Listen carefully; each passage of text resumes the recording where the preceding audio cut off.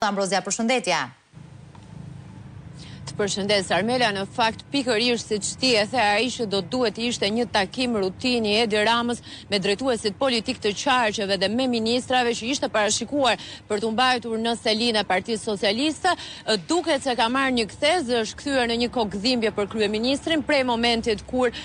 një prej protestuesve dhe pjesa tjetër e mbështetën këtë ide, deklaruan një ditë më parë gjatë protestës që ata zhvillojnë tashmë prej 3 muajsh në bulevard, që ditën e sotme do vendosin protestën e tyre nga zyra e Edi Ramës përballë kryeministrisë tek Partia Socialiste, aty ku ishte njoftuar pikërisht takimi i kryeministrit me drejtuesit politik të qarqeve dhe me ministrat. Ka qenë kjo arsyeja pse përgjatë ditës së sotme kryeministri Edi Rama ka menduar ta zhvendos takimin, kështu pritet që mbledhja e cila ishte parashikuar të nisë në orën 17:30 në selinë e Partisë Socialiste do të zhvillohet në orën 18 në një nga vilat në periferi të kryeqytetit, më saktësisht në Sauk, megjithse duket sikur ka pasur, le të themi, një kakofoni informacionesh ose ndoshta edhe një tendencë për të ngatruar informacionet dhe për të,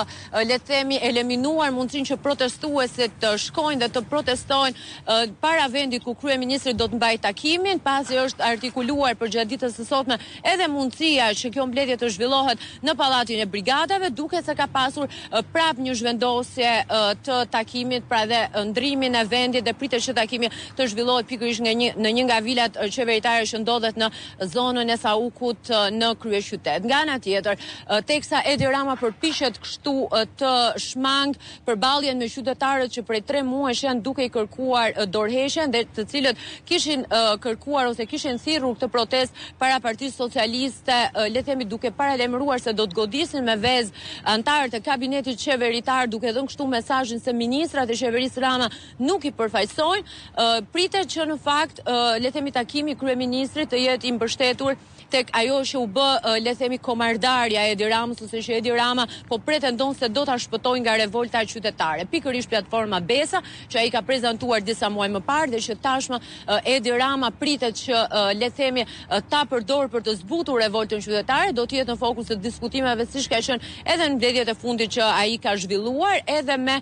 le të themi iden ose nismën për të ndërmarrë një tur së bashku me socialistët për të shpjeguar Besën, por jo vetëm kaq, edhe efektet e reformës territoriale, për shkak se vendimi socialistëve për të bërë një reformë të njashme territoriale dhe për të shkrirë 15 bashki, duket se ka sjellë një pakënaqësi të madhe të qytetarët, të cilët në bashkitë ku diskutohet që do të bashkohen me bashki të tjera dhe do të shkrihen, tashmë prej javësh zhvillojnë protesta dhe kundërshtojnë idenë e Partisë Socialiste për ndarjen e re territoriale dhe për shkrirjen e bashkive të tyre. Nga ana tjetër, pritet që në këtë takim të sotëm Edi Ramës bashku me drejtuesit politik qarqeve të zyrtarizoj edhe datën e mbledhjes së asamblesë së Partisë Socialiste, çfarë pritet në fakt me interes madh për të parë se cili do të jetë fati politik i ministrave të Edi Ramës, cili prej tyre do të mbjetojë ndryshimeve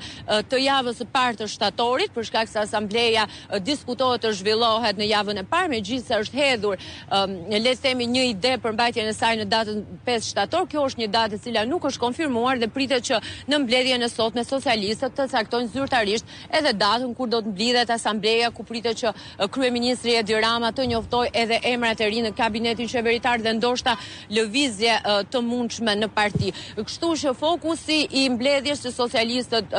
pritet të zhvillojnë sot do të jetë pikërisht Besa, le themi kjo propaganda që kryeministri po mundohet ta paraqes Besën dhe gjithashtu ato që është cilësuar edhe sipas Qyrë Albania si një zgjidhje ose si një mekanizëm për të shuar revoltën e qytetarëve që prej 3 muajsh janë duke protestuar dhe duke kërkuar dorëheqjen e tij. Në këtë situatë nuk dihet dhe duhet të presim orën 18 për të parë nëse kjo zhvendosje që Edi Rama bëri dhe ndryshimi i vendodhjes së mbledhjes do ta shpëtojë atë